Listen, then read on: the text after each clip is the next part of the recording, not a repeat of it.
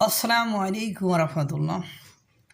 দুঃখ ভারাক্রান্ত মন নিয়ে বলছি, এদেশের মানুষ আর কত রকমের বাণিজ্য, কত রকমের ছোটলোকগিরি, কত রকমের নোংরামি করবে, সেটা এই জুলাই গণ অভ্যুত্থানের যারা নিহত হয়েছে তাদের আত্মীয় স্বজনকে না দেখলে বোঝা যায় না। একদা এক মেয়ে ছেলে মারা গিয়েছে, তার মামা তার বাপ হয়ে গিয়েছে। তার মা বলতেছে যে এটা পরিবর্তন করার জন্য আমি অনেকগুলো টাকা খরচ করেছি, আমার ভাই টাকা নিছে, আমারে দিচ্ছে না। এক বাপ তার মেয়েকে তেজ্য কন্যা করে দিয়েছিল, মরণের পরে তাকে নিয়ে তার অঞ্চলে কবর দিয়ে অনেকগুলো টাকা নিয়েছে, এবং তার যে ছোটো মেয়ে এখনও বেঁচে আছে তাকে সে দেখাশোনাই করে না। ডিভোর্স দিয়ে অনেক আগে অন্য ফ্যামিলি, অন্য সংসার নিয়ে থাকে। 16 বছর নাকি তার সাথে দেখাই করি নাই, সে সেখানে গিয়েছে। আপনারা অবাক হয়ে যাবেন আজকে যে ঘটনাটা বলবো, যে একজন জুলাই গণ অভ্যুত্থানে গুলি খেয়েছে, তার লাশ আজকে তার মরদেহ আজকে কবর থেকে তোলা হয়েছে ম্যাজিস্ট্রেটের উপস্থিতিতে। তোলার কারণ আপনারা বুঝতে পারবেন। তার মায়ে বলে যে আমার ছেলের বুকে গুলি লাগছে, আর ছোটো ভাই বলে আমার ভাইয়ের মাথায় গুলি লেগে মারা গেছে। তাহলে এখন বোঝেন, সাংবাদিকের প্রশ্নের উত্তরে সাংবাদিক তার মাকে প্রশ্ন করেছে কয়টা গুলি লাগছে। মা বলল, মনে করেন বুকে একটা দেখেছি,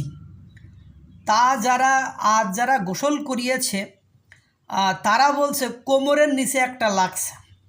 মা বলছে আমি একটা দেখছি, বুকেরটা দেখছি, কোমরেরটা আমি দেখিনি। এখন কথা হলো, কারো যদি মাথায় গুলি লেগে মারা যেত তাহলে মাথাটা অবশ্যই দেখতো, মাথা ছিদ্রই ঘিলু বেরিয়ে যেত। যেহেতু সে বুকেরটা দেখেছে, মাথারটা দেখিনি।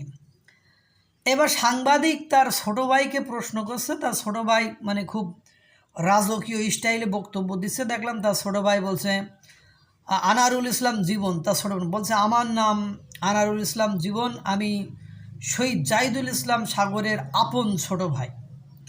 আমার ভাই 5ই আগস্ট ঢাকার বাইপাইল আশুলিয়া থানার সামনে এসে পরিবহনের সামনে মাথায় গুলিবিদ্ধ হয়ে মৃত্যুবরণ করে, এবং ঢাকার জুডিশিয়াল কোর্টের ম্যাজিস্ট্রেটের নির্দেশ অনুযায়ী এখানে স্থানীয় ম্যাজিস্ট্রেট উনি উপস্থিত ছিলেন, এবং আমার ভাইয়ের লাশ ময়নাতদন্ত করার জন্য তুলে ঢাকায় নিয়ে যাওয়া হয়েছে। মা বলছে আমি বুকে গুলি লাগছে সেটা দেখছি, এবং যারা গোসল করিয়েছে তারা বলছে যে কোমরের ওখানে গুলি লাগছে, এবং সে বলছে দুটো গুলিই লাগছে। তার মা বলছে একেবারে সুন্দর করে বলছে। অথচ তার ভাই বলছে মাথায় গুলি লেগে মারা গিয়েছে। কেন লাশ তুলছে বা মরদেহ তুলে নিয়ে গেছে এখন বুঝতে পারেন। কারণ এরা আর কি বলবো আমি, মনে হয় বাস্তবতার সাথে কোনো সম্পর্ক নেই, কখন কিভাবে মারা গিয়েছে বা কে মারছে এটা হয়তো বা কেউ জানে না। এই জন্য অথবা কিভাবে মারা গিয়েছে দেখা যায় এক একজনের বিবৃতি এক এক রকম, বা কোর্টে এই ধরনের মা একরকম বলছে, ওর ভাই একরকম বলছে, কোর্টে তো এরকম বললে তুলতে বলবেই। তা এসব আমি বুঝি না যে এদের কি হয়েছে।